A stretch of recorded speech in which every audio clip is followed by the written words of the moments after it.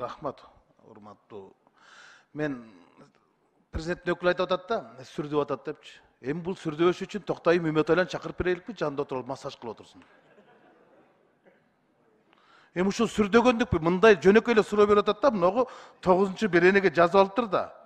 Министрлер кабинетинин мүчөсү мамлекеттик сыйлыгы бар болсо камакка алынышы мүмкүн эмес депчи. Бул не деген? Түркөйлүк.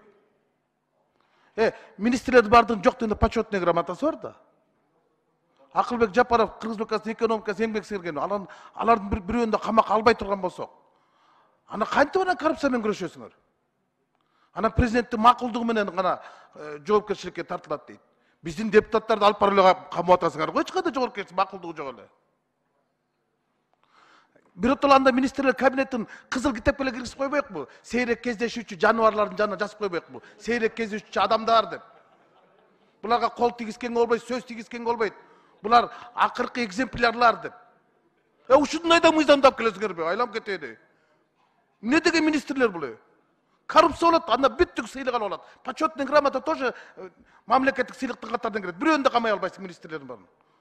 Урматтуу кесиптештер, ушул баш мыйзамды кабыл алып атканда биз бакырып чыкпадык беле? Кесепет ушундай болот деп. Бүгүн болсо бакырып атасыңар. Ой, мындай болуп калды, тигиндей болду. Чала болот. Рас болду. Туура кылат. Ошондо бүт баш мыйзамга берип койгонбуз. Азыр өзгөртө албайсыңар эми. Ошондо кыйкыр чыкпайт элеңер. Азыр эми кыйкыр чыкпай. Мына азыр айтып атасыңар, жогорку кеңештен макулдугун алыш керек, өкмөттүн структурасын, мүчөлөрүн дайынданга деп. Мариповду дайындаганда силердин укугуңарды, макулдугуңарды алдыбы? Келдиби? Сурап да койгон жок го. Дайындап койду. Каалаган кезде эски мыйзам, баш мыйзам, каалаган кезде жаңы баш мыйзамды издеп башаламан болуп атпайбы? Но мыйзамыңарды алып кеткиле, болбойт. Болбойт булуңар. Не деген мыйзам бул? Башка кишилер окуп алсын, күлөт башка жагы менен.